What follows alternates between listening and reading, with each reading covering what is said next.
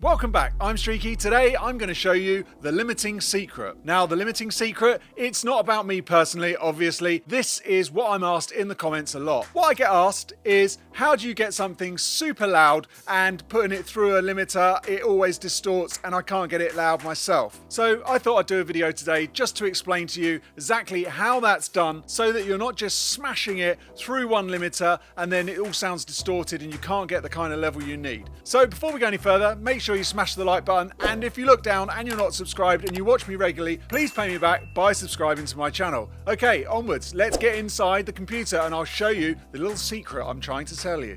So we're inside of Pro Tools, and this is a track that I've been sent in by one of the viewers. If you want to send your track in, then send them to demos@Streaky and I'll put them on my video and link them below. So this is a kind of soundtracky track, just so we can get an idea of what we're playing with. And what I'm going to show you is something that I do quite often, and it's when you're moving a track to get it from a level that's quite low like this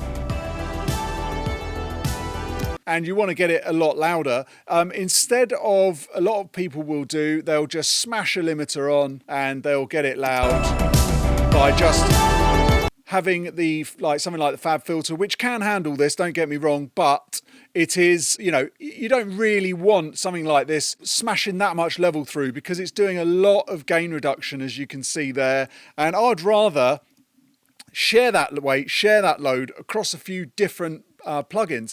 Now, the reason I do this is because each plugin has a certain sound, a certain color, a certain vibe. So basically what you're doing is you're manipulating it just by sprinkling a little bit of color across from the different types of limiters, so that you're not just getting one smash sound, you're kind of gain staging it through a few different limiters. The ones that I like to use this for, and I'll show you why, is I like this old school Massey L2007 mastering limiter. It sounds really good. I love these modes, fast and loud there, and I usually have the output about minus 0.1, 0.17 for Gene if he's watching, and threshold is around, you know, wherever I need it to be, where I'm just shaving off around 1 dB. Now, I wouldn't push too much through this limiter. What I'm trying to do is just build the gain up through these. I don't really want to be reducing the gain too much, so I'll tickle it, let's say, rather than smash it through. What's going to take the weight is this at the end. So this is doing the heavy lifting at the end, but what we're doing, we're just lifting it through. It's not going to be doing sort of 10 dB of gain on there. It's going to be doing like 3 or something like that, but this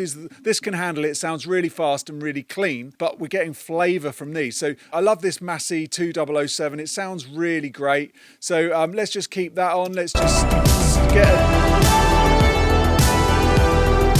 so you can see I'm going to get about a dB of gain out of this. So about a dB of gain reduction, but I'm adding sort of 4 dB in the level. And so then I've got another one which I really like. This is cool. This is from Goodhertz. This is the Faraday limiter. Now, the good thing about this one, which I really like, is you've got this link mode here, which sounds really good when you have it in MS. It just really opens it up. It sounds like the compressor's not kind of pulling it together into the middle of the sound.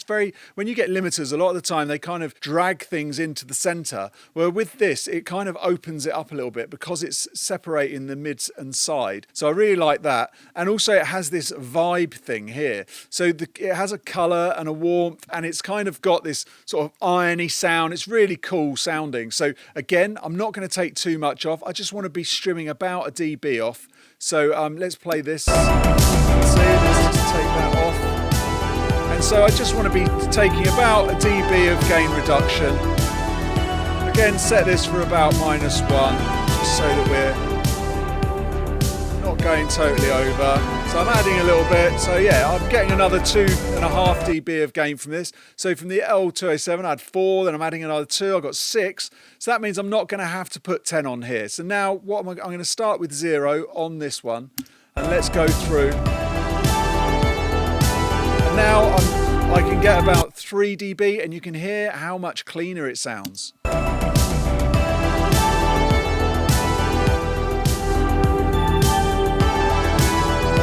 So I've added, say, 4 dB here, 4 dB on the L2007, and another 2.5 dB there. So my math says 4 is 8 plus 2 is 10.5, rather than smashing 10.5. So let's just turn these off. and then you can hear what 10.5 sounds like on here. No way as clear.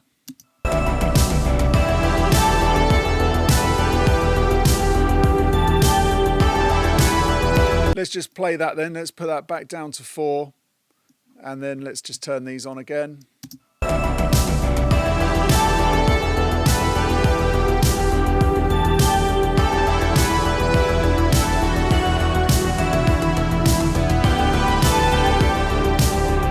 So what I'll do now is I'll do something funky in the editing where it will change it from this setup with the triple, let's call this the streaky triple limiter trick, and then we'll turn these off so that we've just got this doing 10.5, which is the same gain difference.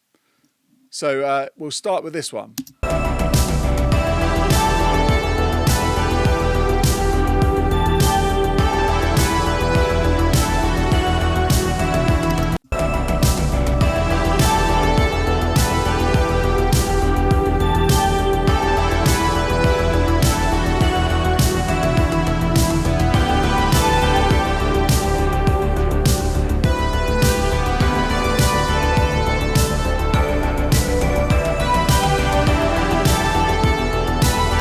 So there you have it. That is how you limit things to get them sounding super clean and to gain stage it up with limiting. Not saying you should do this all the time, but occasionally it works really well if you're finding it hard to push something straight through a limiter. If you enjoyed this, please make sure you like it. Please make sure that you're a subscriber. If you look down and you watch my videos and you're not subscribed, hit the subscribe button. It really helped me out. I'll love you forever. Until the next video, see you next time. Bye.